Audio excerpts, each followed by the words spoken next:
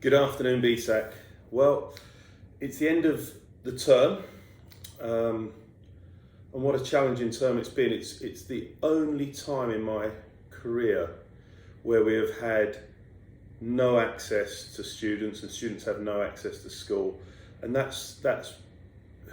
it's really hard to comprehend, but we've got there, and I'd like to just say how well done the whole community has done.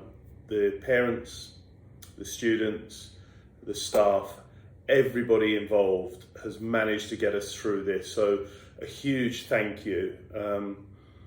I would say in some ways it's been one of the most negative terms because we haven't had a chance to be together and that community spirit.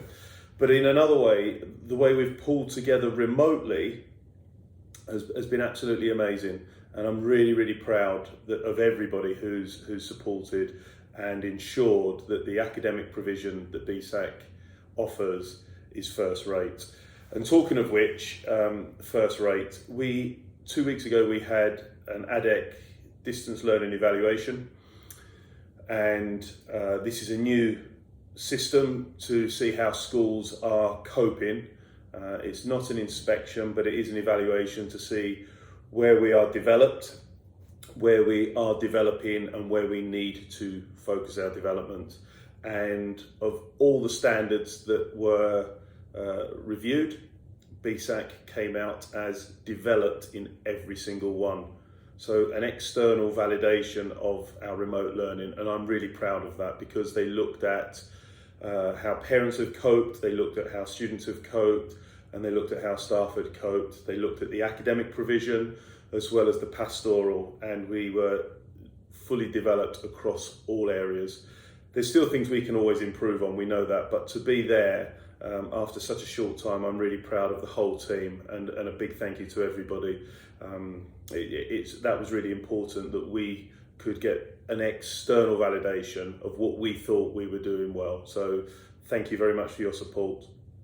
So I've talked there about the term and how that's been, but as it's the end of the year, I think it's important to also say what a phenomenal year it's been. And it's easy to forget because it seems a long distance past when we were actually in school. So 15 weeks ago, it was business as usual, and before that. And I just want to say what an amazing what an amazing year it's been. In every aspect. So our academic provision has continued to strive.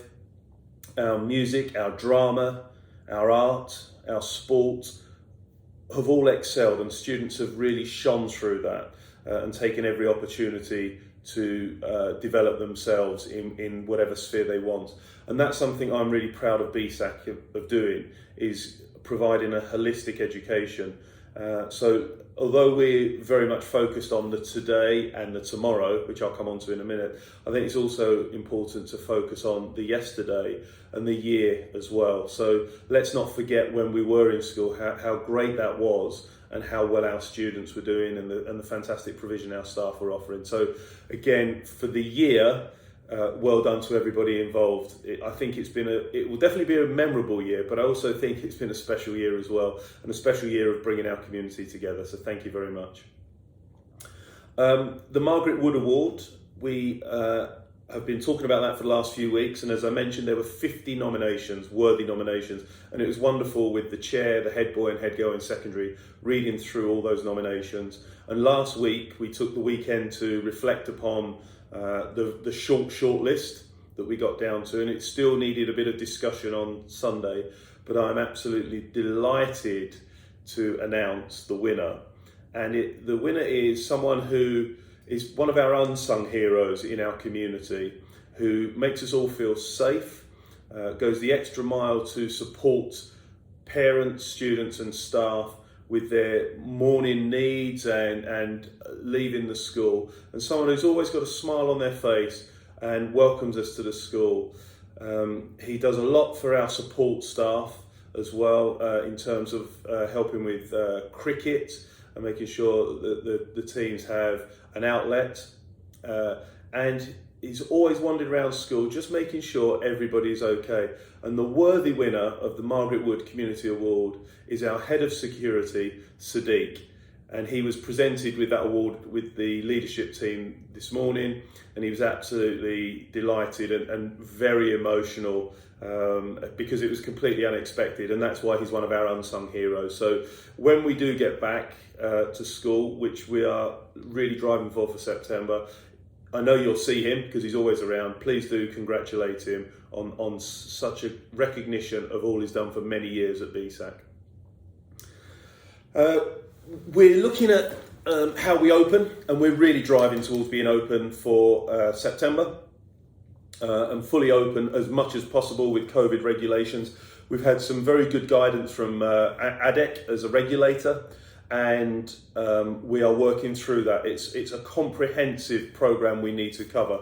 So we need to look at access arrangements so they're safe, minimum overlap of people. We're looking at movement around school, which includes one-way systems. So if you think of BSAK's open plan, to then put in a one-way system retrospectively is a challenge, but we're getting there. We've had to look at timetables, and we may need to look at how hours work and our normal timetable. And what we want to do is to keep as close to that as possible, so that when we eventually have all restrictions lifted, which I hope won't be in the too distant future, we can smoothly transition into that. We don't want to be creating two separate timetables or two separate routines. So we are working on that so that there's a smooth transition and a gradual transmission from where we are now as remote learning, moving into access to school, moving into fully operational as normal, without social distancing. And they're the stages we're going to go along, but we don't know the time frame at this point of when we will move from one to the other. But we're having all that planned. So a lot of extensive planning on that. We've had to look at staffing, of where staff are, what they'll be teaching, what's the best fit for a COVID compliant school. We've had to look at our medical provision, not in terms of our general daily first aid, but how we deal with someone who comes into school who can't access school past the thermal scanners because their reading is too high. How many checks do we have before they're allowed to access, because they're going to be coming back in September when the time is hot. So that may skew some of the data being produced. So we've got to look at protocols there. We've also got to look at protocols if we have an identification of COVID-19 whilst in school, and how we lock down areas, track and trace, lots of things like that, how students will be working in what the term is being used as bubbles. So as you can tell, there's a lot going on, but we're working through that, and we will have a plan ready to report back to you probably early to mid-August, and we'll have lots of information for you then. And talking about communication, I think one of the things we've tried to do is to keep communicating with you. Sometimes it's been nothing to report, but I think that constant contact between one another has been important. So this will be the last communication now for this academic year, and I think it is important that we all actually have a complete break. It's been a very intense term for parents, for students, and for staff. So for the month of July, BSAK will not be communicating with you unless there is a breaking news communication or an emergency communication. But please do not expect any communication during the month of July. We will have a complete break while we plan for September. And then in August, we will come back to you with our plan of what we are doing. But I just want to manage your expectations, not to expect anything between now and the middle of August. So we want you, we want your children, and we want our staff to have a complete break and step away from screens, from emails, etc., that are related to BSAK. So that's just to keep you informed of that. It's at this time of year when a number of staff, students and families leave Abu Dhabi. That's a natural thing of a transient community in which we live. So in my newsletter, I've listed the staff that are leaving, and I know you will join me in wishing them all the very best for their future endeavours, but also thank them for their time, their loyalty, and all that they've given to BSAK. So a big thank you to our staff.